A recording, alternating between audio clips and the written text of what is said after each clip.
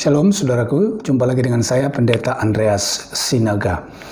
Kali ini saudara, saya mau menyoroti materi ceramah dari Ustadz Stephen Indrawibowo perihal salib, karena menurut saya apa yang diceramahkan Ustadz satu ini adalah pembodohan dan sebuah kesesatan berpikir yang harus diluruskan.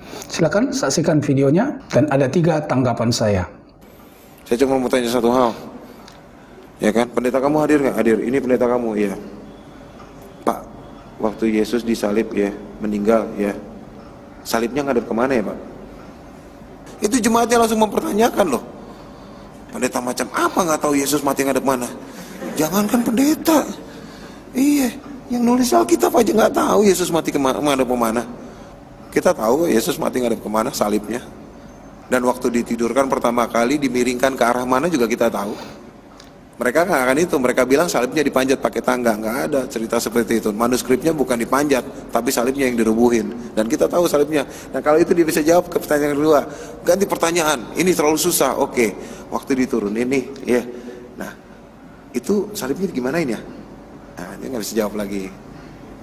Ketiga, siapa yang menandu Yesus masuk ke gua? Nggak akan bisa jawab. Serius, nggak akan bisa jawab. Yang pertama, saudara, bahwa Alkitab atau Injil memang tidak menuliskan bahwa salib Kristus itu menghadap kemana. Kenapa demikian? Karena hal tersebut sama sekali tidak penting bagi penulis Injil.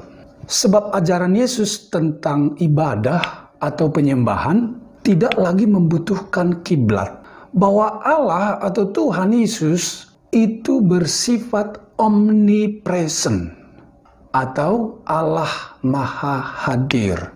Demikian Yesus berkata kepada seorang perempuan Samaria perihal penyembahan. Dalam Yohanes 4 ayat 21 dan ayat yang ke-23.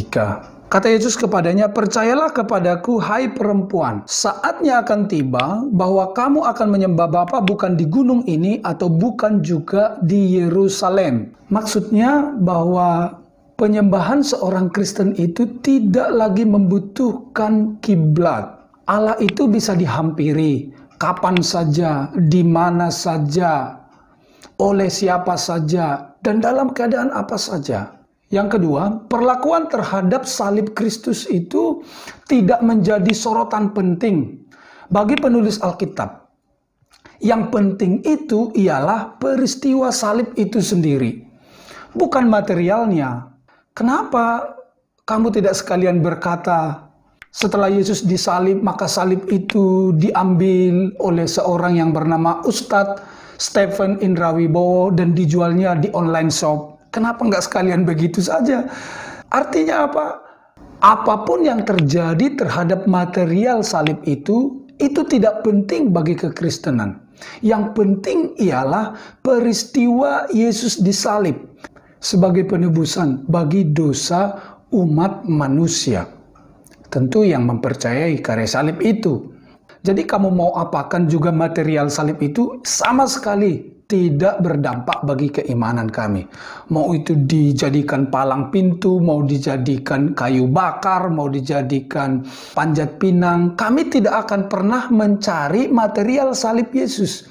Karena yang kami butuhkan bukan material salib itu, tetapi peristiwa Yesus disalibkan. Itu yang kami butuhkan dan itu yang kami percayai. Yang ketiga, Ustadz Stephen Indrawibowo berkata, siapa yang menandu Yesus? Dari sini terlihat dan terbongkar dusta yang engkau bangun selama ini. Yang berkata bahwa engkau adalah seorang mantan daripada imam Katolik. Wow, bagaimana mungkin ya seorang yang katanya imam tapi tidak pernah membaca kisah di mana Yesus diturunkan dari kayu salib. Yang menurunkan siapa? Baca saja dari Matius 27, Markus 15, Lukas 23, dan juga Yohanes 19. Jelas-jelas di situ bahwa yang menurunkan, yang menandu mayat Yesus ke kubur ialah seorang yang bernama Yusuf Arimatea. Karena itu saya mau berkata kepadamu, hai Pak Ustadz, Anda mendasari pertanyaan Anda dari manuskrip. Anda tahu kan apa itu manuskrip? Anda baca di mana? Anda baca kapan? Di perpustakaan mana Anda membaca manuskrip Alkitab? Karena baca Alkitab aja Anda belum lulus, belum selesai. Baca Injil aja Anda belum. Di mana Alkitab itu sangat mudah ditemukan. Tapi manuskrip yang sulit ditemukan, Anda sudah membacanya. Dari situ terbongkar lagi dustamu. Bila Anda tidak puas dengan agamamu yang sekarang, janganlah urusin agama atau kitab kami.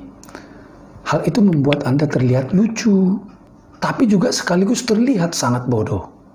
Terima kasih. Salam waras. Shalom.